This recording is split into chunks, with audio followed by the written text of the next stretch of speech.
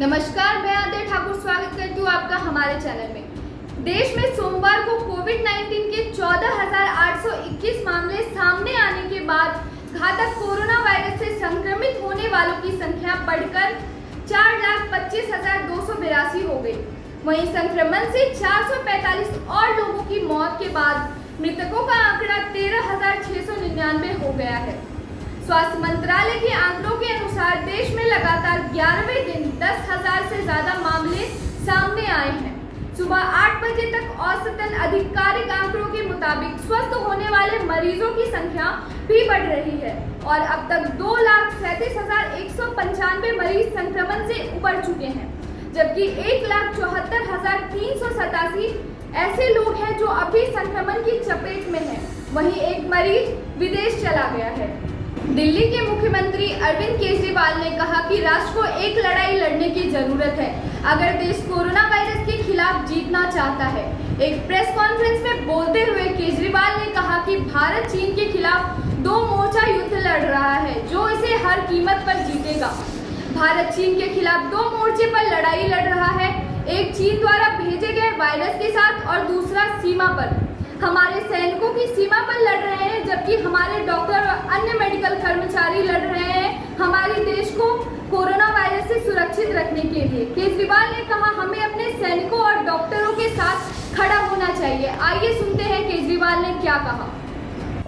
दोस्तों, दिल्ली में कोरोना काफ़ी फैला हुआ है और जनता के साथ मिलके, केंद्र सरकार के साथ मिलके हम इसे काबू करने की पूरी कोशिश कर रहे हैं एक तरफ, और दूसरी तरफ जिन लोगों को कोरोना हो जाए उनके इलाज की समुचित व्यवस्था करने की कोशिश कर रहे हैं। आज दिल्ली में लगभग 25,000 एक्टिव केसेस हैं। 33,000 लोग ठीक होके अपने अपने घर जा चुके हैं। 25,000 लोग ऐसे हैं जिनको अभी भी कोरोना है।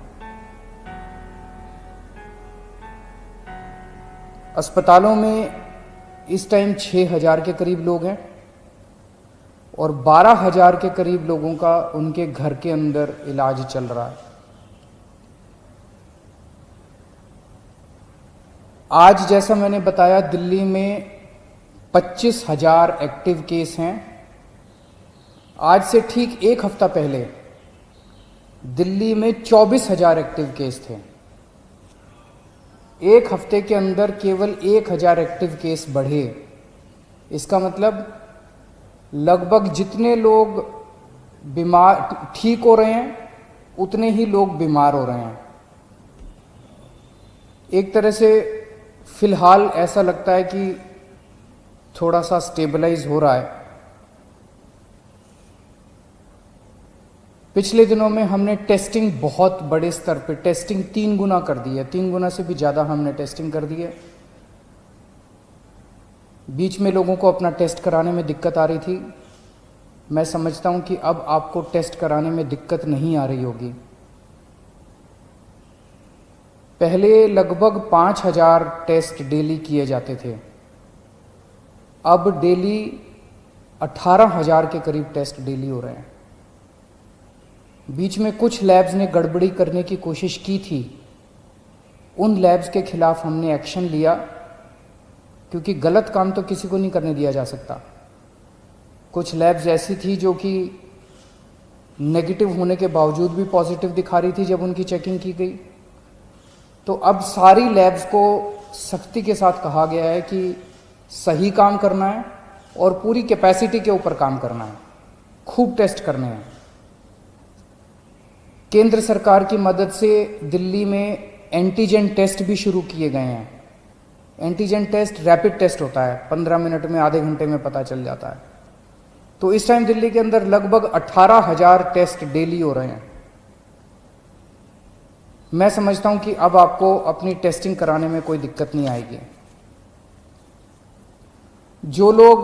जिन लोगों का इलाज हम घर पे करते हैं, जो लोग माइल्ड होते हैं, कम बुखार है, थोड़ी सी खांसी है या कोई सिम्टम नहीं है, ऐसे लोगों का इलाज उनके घर में ही रह के किया जाता है। उसमें हम डेली हमारी टीम उनको फ़ोन करती है, उनसे हालचाल पूछती है, बुखार तो नहीं हुआ, और उनको एडवाइस देती है कि क्या क्या करना है। अब हम इसमें कोरोना में हमने देखा कि एक ही चीज़ की समस्या सबसे ज़्यादा होती है कि मरीज का ऑक्सीजन लेवल गिर जाता है, मरीज को सांस लेने में तकलीफ होती है, मरीज को ब्रेथलेसनेस होती है, और मरीज को तुरंत ऑक्सीजन देने की ज़रूरत पड़ती है। अगर मरीजों को सही टाइम पे तुरंत ऑक्सीजन मिल जाए तो कई मरीजों को बचाया जा सकता है। तो इसके लिए अब हमने क्या किया है कि जितने अब होम क्वारंटाइन के केसेस होंगे, होम आइसोलेशन के, दिल्ली सरकार हर होम आइसोलेशन वाले केस को एक ऑक्सी पल्स मीटर देगी। आप उस पल्स मीटर को अपने घर रखिए, जब आप ठीक हो जाएं सरकार को वापस कर दीजिए 10 दिन के बाद। उस पल्स मीटर से आप हर घंटे में 2 घंटे में आप अपनी ऑक्सीजन नापते रहिए। अगर आपकी ऑक्सीजन कम होती है, हम आपको एक फ़ोन नंबर दे देंगे, उस पर फ़ोन कर दीजिएगा। हर डिस्ट्रिक्ट में हम ऑक्सीजन के कॉन्सेंट्रेटर रख रहे हैं, तुरंत हमारी टीम कॉन्सेंट्रेटर लेके पहुंच जाएगी जल्द से जल्द, और आपको तुरंत आपके घर में ऑक्सीजन दे दी जाएगी, और अगर ज़रूरत पड़ेगी तो आपको अस्पताल में शिफ्ट कर दिया जाएगा। कई बार हमने देखा है कि ऑक्सीजन तुरंत न मिलने की वजह से अस्पताल में शिफ्ट करने तक इतने में ही कई बार मरीज कभी कभी कोलैप्स कर जाता है। तो इसीलिए हर डिस्ट्रिक्ट के लेवल पे हम लोग ऑक्सीजन के कॉन्सेंट्रेटर रख रहे हैं, और अगर आपको ज़रूरत पड़ेगी तो कॉन्सेंट्रेटर पहले तुरंत आपके घर पहुंचा दिया जाएगा, ताकि आपको समय पे ऑक्सीजन मिल सके और आपको कंट्रोल किया जा सके। फिर आपको अस्पताल ले जाएंगे और अस्पताल में आपका इलाज किया जाएगा। 12 जून को दिल्ली के सारे अस्पतालों में मिला के 5300 बेड्स भरे हुए थे।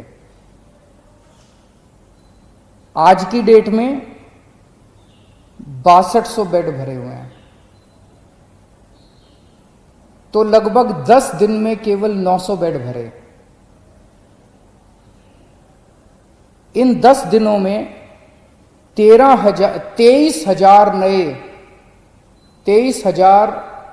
नए मरीज आए।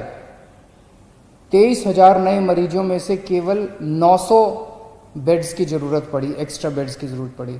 इसके 2 मायने हैं। एक तो ये कि जितने लोग अस्पताल में एडमिशन ले रहे हैं उतने ही लोग लगभग ठीक होकर घर भी जा रहे हैं, और दूसरा ये कि जितने नए केस आ रहे हैं इनमें सीरियस केस बहुत कम है। माइल्ड केस और एसिम्टोमेटिक केस ज़्यादा हैं जिनका हम घर पे इलाज कर रहे हैं। सीरियस केस बहुत कम है जिनको अस्पतालों की ज़रूरत पड़ रही है। तो लगभग बेड्स की स्थिति ऐसी है कि डेली बेसिस पे 150 एक्स्ट्रा बेड्स की ज़रूरत पड़ती है। उतने बड़े स्केल के ऊपर बेड्स की फ़िलहाल ज़रूरत नहीं पड़ रही है, लेकिन फिर भी हम हाथ पे हाथ रखे नहीं बैठे। मुझे बेहद खुशी है कि आज की डेट में एक तरफ जहां 6200 बेड ऑक्यूपाइड हैं, 7000 बेड खाली हैं। बीच में थोड़ी सी बेड की मारामारी हुई थी, लेकिन हमने युद्ध स्तर के ऊपर सारे अस्पतालों से बात करके सरकारी अस्पतालों में, प्राइवेट अस्पतालों में आपके लिए बेड्स का इंतजाम किया है। आज की डेट में 7000 बेड्स खाली हैं। इस दौरान हमें केंद्र सरकार से काफ़ी सहयोग मिल रहा है। दिल्ली सरकार और केंद्र सरकार मिलके दिल्ली में कोरोना को काबू पाने की कोशिश कर रही हैं। ये समय राजनीति करने का नहीं है, ये समय आपस में लड़ाई झगड़े का नहीं है। अगर हम आपस में लड़ेंगे तो कोरोना जीत जाएगा, और अगर हम मिलके लड़ेंगे कोरोना से तो कोरोना को हरा सकते हैं। आज पूरा देश चाइना के खिलाफ 2 युद्ध लड़ रहा है।